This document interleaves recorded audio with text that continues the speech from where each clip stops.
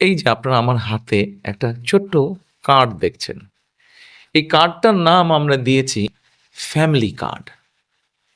এই কার্ডটা আমরা বাংলাদেশের যারা মা-বোনেরা আছেন তাদের হাতে দেব এটা। আপনি যদি ফ্যামিলি কার্ড দেন, আপনি যদি রিজিক দেন, তা আপনি যদি রিজিক দিতে পারেন, আরেকজন তো জান্নাতও দিতে পারে। আমি আজকে দেখলাম মঞ্চে উনি লোক ডেকে আনছেন ইসের থেকে, এবং সেখানে কতগুলা কথা আসছে। আপনি ওমরা করেছেন, হজ করেছেন, ফাইন। তাহলে আপনি বলেন মক্কা মদিনার মালিককে? আল্লাহ। হজের মালিককে? আল্লাহ। এই করতে করতে চলে গেলেন বেহেশতের মালিককে? আল্লাহ। প্রশ্ন হচ্ছে, যেটা আল্লাহর দেওয়ার দিতে পারে সেটা মানুষে দিতে পারে না। পাশাপাশি আরেকটা কথা আছে, রিজিকের মালিক আল্লাহ। রিজিকের সাথে কিন্তু আমার খাবার দাবার এবং টাকার সম্পর্ক। আপনি যদি ওইভাবে বিবেচনা করেন, তাহলে আপনাকে বিবেচনায় নিতে হবে যে কেউ যদি বলে যে আপনি তাকে ভোট দিলে বেহেশত পাবেন, এটা হলো আখেরাত দেওয়া। আর আপনি যদি বলেন যে আমি ফ্যামিলি কার্ড দিব, কিংবা কৃষি কার্ড দিব, কিংবা হেলথ কার্ড দিব, এটা কিন্তু জগৎ দেওয়া, রিজিক দেওয়া। তাহলে কেউ দিচ্ছে রিজিক, আর কেউ কেউ দিচ্ছেন দুনিয়া, কেউ দিতেছেন আখেরাত। এটা তো ভাই রাজনীতি হতে পারে না। রাজনীতি হতে হলে হবে আমার আদর্শ কি, আমি করব কি, আমার অর্থনীতি কি, আমার রাষ্ট্রনীতি কি, আমার ফরেন পলিসি কি, এইটা হবে। এগুলো তো আমার ইন্টারনাল ম্যানেজারিয়াল জব।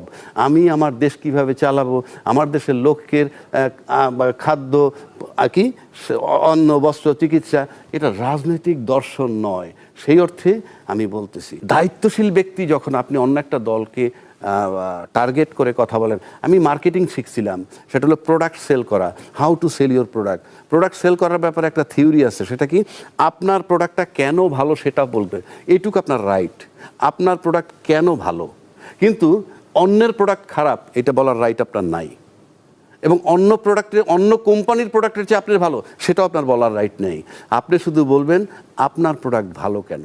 কিন্তু আমরা আজকে দেখতেছি যেভাবে মার্কেটিংটা করতেছে রাজনীতি, আমি ব্যক্তিগতভাবে আমার কাছে গ্রহণযোগ্য মনে হয় না। এই কারণে যে এইটা করতে পারে তৃতীয়, চতুর্থ, পঞ্চম গ্রেডের কেউ, কিন্তু একদম টপ লেভেল যখন এভাবে বলে, তখন মনে হয় যে আমি তাকে আন্ডারমাইন্ড করে ভোট নিব, সে আমাকে আন্ডারমাইন্ড করে ভোট নিব। That is not the theory of collecting votes. ভোটটা কালেক্ট করতে হবে আমি কি করব, আমার দলটা ভালো কেন, আমার রেকর্ড কি, ইত্যাদি ইত্যাদি দিয়ে। আর তৃতীয় কথা হচ্ছে এই যে আমরা যেটা এখন যাদের কথা বলছি, যে আমরা এমন বক্তব্য শুনতেছি যে যুদ্ধের সময় আমরা তাদের ইতিহাস দেখেছি। ভাই, আপনি ইউনিভার্সিটিতে একটা ছেলে মারামারি করছে, তাকে এক্সপেল করছে, 6 মাস ইউনিভার্সিটিতে যাইতে দেয় নাই। সেই ছেলেটা কিন্তু ঘুরে ফিরে এসে যখন বিচারপতিও হইছে, ম্যাজিস্ট্রেটও হয়, সচিবও হয়, আর্মি অফিসারও হয়, ওই কথা বলে কি তারা বাদ দেওয়া যাবে? আর ওই কথা বলে তুমি ইউনিভার্সিটিতে মারামারি করছিলে, সেই টাইম, সেই প্রেক্ষাপট, আজকের প্রেক্ষাপট কি এক? আপনি যদি আমাকে ব্যবহার করতে পারেন, আপনি আমার সাথে ফ্রেন্ডশিপ করে আমাকে নিয়ে গেলেন, নিয়ে বললেন আমার সাথে থাকো, আসো, জোটে আসো, এবং আমি ক্ষমতায় গেলাম, আমাকে মন্ত্রী বানাইলেন, তখন আপনি আমার কাছ থেকে শুধুই ঘ্রাণ পান। তখন আমার 71-এর ভূমিকা নিয়ে আপনার কাছে কোনো কথা থাকে না। আর আজকে আপনি যদি এখন এসে আমার 71-এর ভূমিকা তোলেন, আমাকে নিয়ে কথা বলেন, আমার গায়ের থেকে গন্ধ পান, এটা কি এই দেশের মানুষ বুঝবে না? 24-এর ঘটনাটা কি? 24-এর ঘটনাকে তো আপনি মূল্যায়ন করবেন, আপনি এগুলো বলে ক্যাশ করবেন না। আমরা অতীতে 71 সালকে সবাই ক্যাশ করেছে, মূল্যায়ন করেনি। মূল্যায়ন করলে কোটা আন্দোলন নিয়ে আন্দোলন হবে কেন? তারপরে আপনি স্বাধীন দেশে লোক হত্যা হবে কেন? স্বাধীন দেশে আয়নাগর হবে কেন? বিনা বিচারে হত্যা হবে কেন? 57 জন অফিসার মারা যাবে কেন? আবার 57 জন অফিসার যখন মারা যায়, বাকি অফিসাররা কিছু করতে পারে না, যাদের ভিতরে ব্যথা ছিল চুপচাপ রয়েছে। আর যারা এটার পক্ষপাতিত্ব করছে কিনা জানি না, কিংবা যদি তাদের টাচ না করে থাকে মিটি মিটি করে হাসছেন, এটা কেন হবে? এটা তো মুক্তিযুদ্ধের কথা না। তা আপনি মুক্তিযুদ্ধে ক্যাশ করছেন, আপনি 15 বছর নির্যাতন করেছেন। তাই মুক্তিযুদ্ধের বয়ান যাদের মুখে ছিল, ওটা ছিল তাদের মুখের বুলি, অন্তরে ছিল তাদের অন্য কিছু। তা না হলে আমি মুক্তিযুদ্ধ কেন হইল, 71 সাল কেন হইল? মানুষের বাক স্বাধীনতা দিবেন, মানুষের চলাফেরার স্বাধীনতা দিবেন, মানুষের অন্ন বস্ত্রের নিশ্চয়তা দিবেন, সেটা কি হয়েছে? মেজর সিনহার বুকে ওসি প্রদীপ গুলি করছে। আমি বলছি না বিচারে কি হইল না হইল, আজও কিন্তু তার মৃত্যু রায় কার্যকর হয়নি। 24-এর ব্যাপার, আপনি ক্যাশ করতে চাচ্ছেন কিনা এক কথা, কিন্তু 24-এ যদি আপনি আবার কবর দিতে চান সেটাও তার একটা ব্যাপার।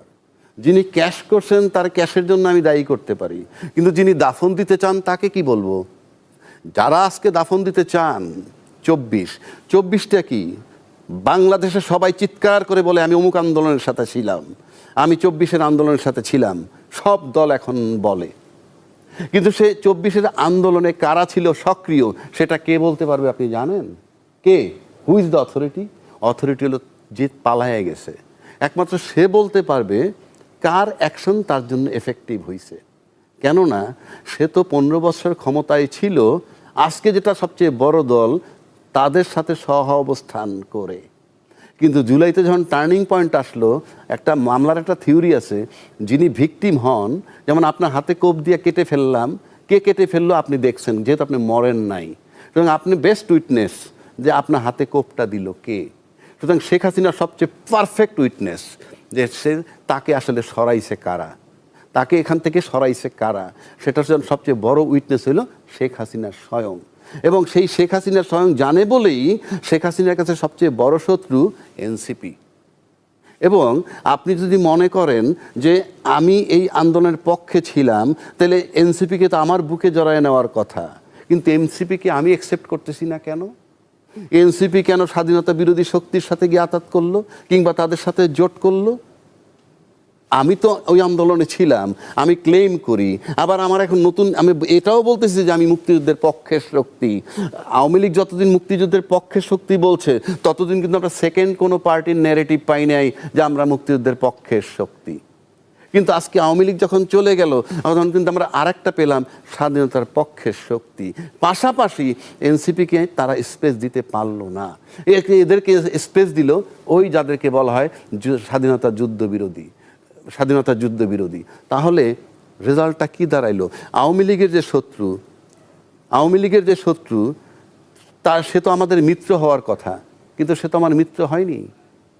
জানি আওয়ামী লীগের যে শত্রু, সে আমারও যদি শত্রু হয়, তাহলে আমি আর আওয়ামী লীগ তো এক হয়ে গেলাম। তো আপনি যদি এখন 2024-কে যারা ক্যাশ করতে চায়, কেন ক্যাশ করতে চায়?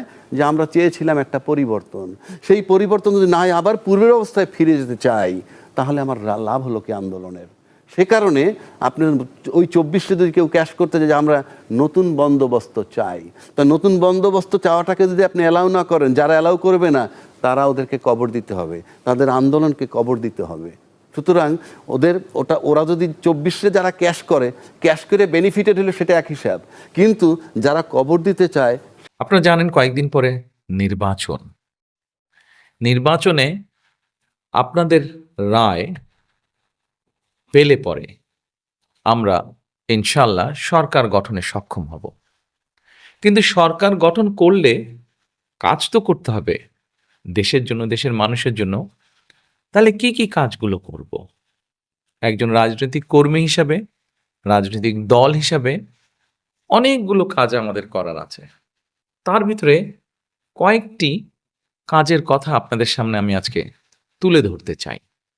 প্রথমে আজকে আমি আপনাদের সাথে আলোচনা করব বা আপনাদের সামনে আমার একটা পরিকল্পনার কথা বলবো, যেটা এই দেশের কোটি কোটি মা বোনদের জন্য। সেটা হচ্ছে এই যে আপনারা আমার হাতে একটা ছোট্ট কার্ড দেখছেন, এই কার্ডটার নাম আমরা দিয়েছি ফ্যামিলি কার্ড। এই কার্ডটা আমরা বাংলাদেশের যারা মা বোনেরা আছেন তাদের হাতে দেব। এটা এখন হয়তো কেউ কেউ বলতে পারেন, আমরা কি সকল মা বোনের কাছে এই ফ্যামিলি কার্ডটা পৌঁছে দিব? না, সেভাবে করছি না, করছি তবে একটু অন্যভাবে। বাংলাদেশে আমরা যদি পরিবার হিসেবে দেখি, 4 কোটি পরিবার আছে বাংলাদেশে। 70% মতন গ্রামে থাকেন, 30% মতন পরিবার শহর অঞ্চলগুলোতে থাকেন। আমরা কাজটি শুরু করব পরিবার ভিত্তিক। প্রথমে গ্রাম থেকেই শুরু করব, শহরেরও কিছু কিছু অংশ নেব। যেই শহরের যেই অংশগুলোতে সাধারণত দরিদ্র নিম্নবিত্ত, নিম্ন মধ্যবিত্ত মানুষ পরিবারগুলো থাকেন, সেই পরিবারগুলোকে দিয়ে। এখন আসেন আপনাদেরকে বলি কাদেরকে দেব। ধরুন আপনি একজন গৃহিণী, আপনি একজন মা, আপনার পরিবারের সদস্য সংখ্যা হয়তো ৫ বা ৬। আপনি যদি মা বা গৃহিণী হয়ে থাকেন, তখন আপনার কাছে আমরা পৌঁছবো এবং পৌঁছে আপনার কাছে এইরকম একটি ফ্যামিলি কার্ড নামে একটি কার্ড দিব।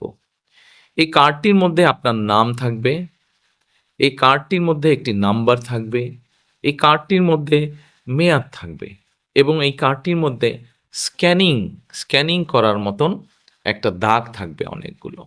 এখন আপনি হয়তো জিজ্ঞেস করতে পারেন যে এই যে ৪ কোটি পরিবার বললাম, একবারে সব ৪ কোটি পরিবারকে দেব? ৪ কোটি পরিবারকে হয়তো আমরা একবারে সব দিতে পারবো না। আমরা ধীরে ধীরে পরিবারগুলোর কাছে যাব। তবে আমাদের চেষ্টা থাকবে সকল পরিবারের কাছে পৌঁছানোর। এখন আসেন, এই ফ্যামিলি কার্ড তো দিলাম, কিন্তু লাভটা কি হলো তাহলে আপনার? লাভটা হচ্ছে এইরকম, এই ফ্যামিলি কার্ডের মাধ্যমে আমরা প্রতি মাসে আপনার কাছে, অর্থাৎ আপনি যেই মা বা যে গৃহিণী আপনি, আপনার কাছে আমরা প্রতি মাসে ২ থেকে ২,৫০০ টাকা হয় নগদ অথবা আপনার পরিবারের যে প্রয়োজনীয় খাদ্য সামগ্রী, ৫ জনের পরিবার হিসাব ধরে প্রয়োজনীয় যে খাদ্য সামগ্রী, এরকম কতগুলা খাদ্য সামগ্রী আমরা আপনার কাছে পৌঁছে দিব। তাহলে কি হয়? ধরেন আপনার পরিবারের যে ৫ জন বা ৬ জন ম্যাক্সিমাম এই পরিবারের ধরেন মাসিক খাবার বা বাজার খরচ, একদম খুব প্রয়োজনীয় বাজার খরচ হয়তো মাসে ৫,৬ হাজার টাকা। এখন আপনাকে যদি সরকার থেকে প্রতি মাসে ২ থেকে ২,৫০০ টাকা দেওয়া হয়, অথবা ২ থেকে ২,৫০০ টাকার সমপরিমাণ মূল্য প্রয়োজনীয় খাদ্য সামগ্রী আমরা সরকার থেকে যদি আপনাকে দিতে পারি, তাহলে এই মুহূর্তে আপনার পরিবারে যে ২ থেকে ২,৫০০ টাকা খরচ হচ্ছে, যেটি এখন আপনি নিজে থেকে খরচ করছেন, এটির একটি সাপোর্ট আপনি পেলেন, এটির একটি সহযোগিতা আপনি পেলেন। ফলে বা যে অর্থ খরচ হচ্ছে ওটা কিনতে, সেই টাকাটি আপনি আস্তে আস্তে জমাতে শুরু করতে পারলেন। এখন জমিয়ে তো নিশ্চয়ই রাখবেন না। আমরা মনে করি আমাদের মা এই অর্থটা যদি সহযোগিতাটা যদি পান তারা, তাহলে এই অর্থটি আপনি খরচ করবেন প্রথমেই একজন মা তার সন্তানের স্বাস্থ্যের জন্য খরচ করবেন, যাতে সন্তানটি একটু ভালো খেতে পারে। সন্তানদের লেখাপড়ার পিছনে আপনি খরচ করবেন যেন আপনার সন্তান একটু ভালো লেখাপড়া করতে পারে।